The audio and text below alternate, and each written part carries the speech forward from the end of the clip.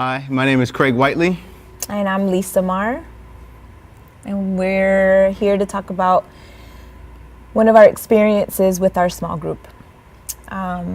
Basically, when we came to Newsong, we had heard about small groups, and we had led a small group, a marriage group, in our old church before. Like 2.5 years. Yeah, 2.5 years. Mm-hmm. And it was a solid group, and we missed that. So coming to a new church, we figured like that's probably going to be the easiest way to integrate into the community of Newsong, and we loved what we heard, and we really wanted to kind of go deeper. And it just so happened they were on hiatus, right? Yeah. For the summer. They were on hiatus for a little bit, and then we were just praying about if that's something that we really wanted to do. And the one thing, and that's a completely different story, but the one thing that we really wanted when we got back to Los Angeles was for us to connect really solidly with a community again. We were at an old church, then we left to go to Florida for 11 months to go back to our family, and that didn't work out. We call it the dark year, but that's another story. It's another segment. And then we felt that once we started attending Newsong LA, we felt that it was very, very important to get connected, whether we were going to do our own Bible study group or join one. That was very important to us because we really felt how important community was through the time we were in Florida. We wanted to make sure we could just stay connected when we came back to Los Angeles. And especially for Isaac too. We have a son, Isaac, and it was hard for him to transition so much in such a short time. And so we wanted to be able to kind of give him a sense of what a community could look like for him too. So we went to the interest meeting, and we wrote our names down, and it's amazing how God organically just brought our group together. We are 6 families, and I don't even know how, but every person who came from the beginning is still there. And I feel like God just brought us together. I feel like he knew what was going to be coming down the pipeline, and he specifically put people together with like minds for our group, that we were going to be able to fulfill some of the deep needs that we ended up finding out that we were going to have in a very short amount of time. It's kind of crazy because we started this small group, and I think like 2 weeks later, we got our foster son came. And so it was a little bit insane of a transition, but immediately like the group cohesively it was just, they did a meal train for a month. I mean, and then you were gone. Oh, then so I went 4 days into the foster placement, Craig leaves to Cabo. Well, on a pre-planned trip for his birthday. Pre-planned. With my 2 closest friends that we grew up with. So we're all turning 40 at the same time. Right. And we planned this trip like from last year. And it just so happened to have fallen right during the same week when Gabriel came to the family. 4 days. 4 days in. So that was tough. Especially, Lisa is doing it on her own for 4 days. Not to mention what the potential trauma was for Gabriel to come in the first place, and then I leave. It was actually like almost 6 days. It was hard, but but the support that came alongside Lisa and just the family was unreal. I was having a really hard time, and it's amazing how the group just offered up just to come and play with the boys so I could just sit down and like think. One day I was having a really hard time, and I couldn't meet that Wednesday. We meet on Wednesdays for our small group, and that was the first Wednesday we couldn't meet because I didn't have anyone to watch the boys, and we alternate weeks. The husbands go one week and the wives go another, so the kids can stay on their schedule. And so Craig was out of town, and I couldn't do anything, and I was so sad that I couldn't participate. But I got a text. It was like 9:30 at night, and it was from one of the girls in the group.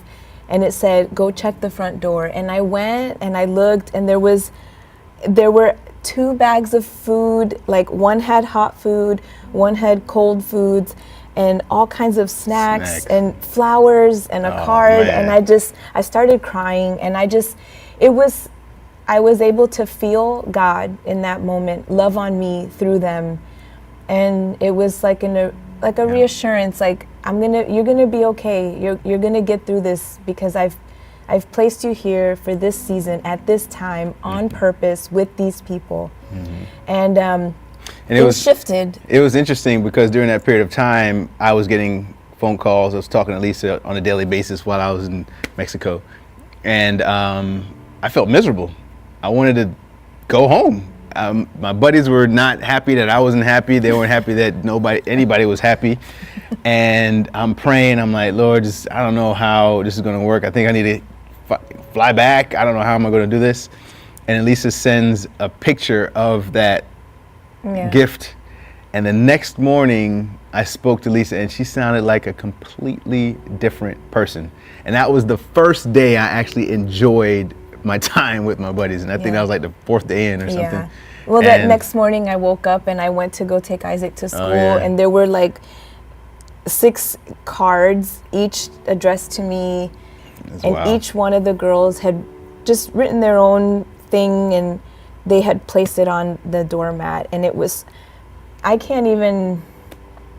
they'll never know how much of an impact that was, and how much of a hurdle it helped me to get over for that first week with Gabriel, essentially by myself.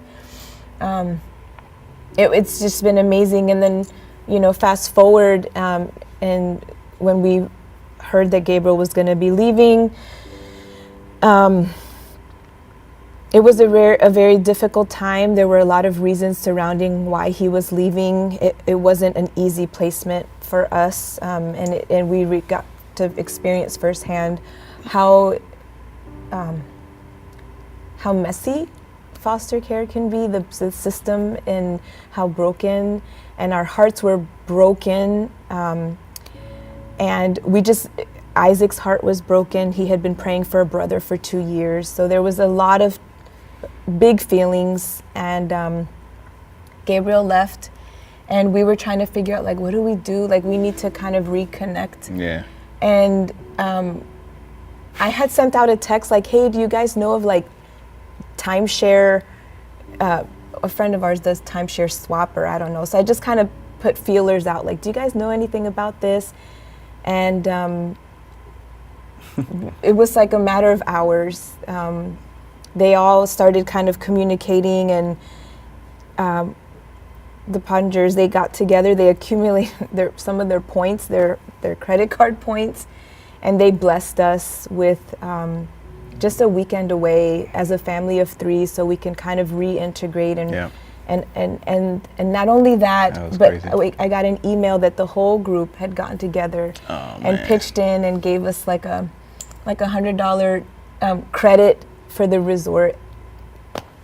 It was amazing. It was so beautiful, and mind you, this group started in September, and this all happened February, So in such a short amount of time, I would encourage anyone who's even entertaining the thought of like what joining a small group would look like, or even curious of, just popping in on one and seeing what it might be about. It will bless you. God knows what you need, when you need it, what you will be needing, and He's faithful, and He has shown that to be the case for us when we were really down and just really struggling to hold on and be positive for Isaac. And there were times where we weren't, and we just cried in front of him and with him, and just trying to keep it real. But the children in the group love on him. The adults in the group love on us. The husbands love on Craig. We love, it's the wives, we love on each other. And it's just such a beautiful picture, I feel, of like what God intended.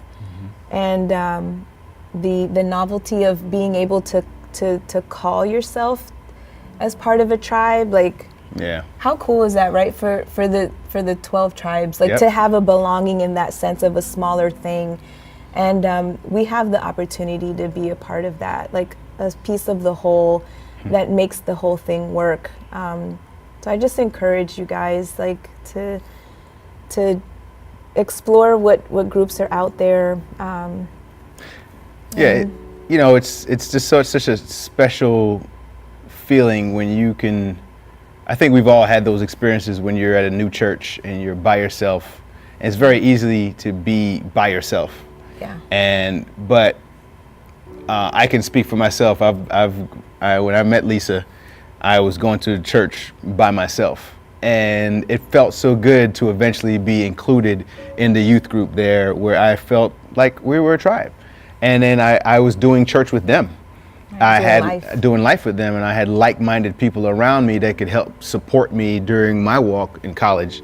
And to know that we're here now and have a sense of belonging, that we are part of something, and then you get it tighter into a small group, that you have a community of folks that are there alongside to do life with you as well.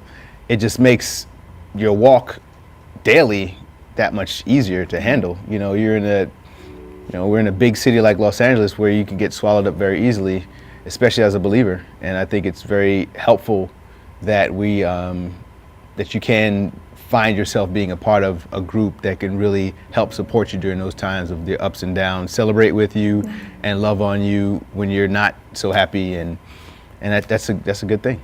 Yeah, in a lot of different ways, we've been leaning into God, and God is growing us and stretching us as leaders of a small group, but we really couldn't have made it with these last 5-6 months without the help of our small group. No way. No way.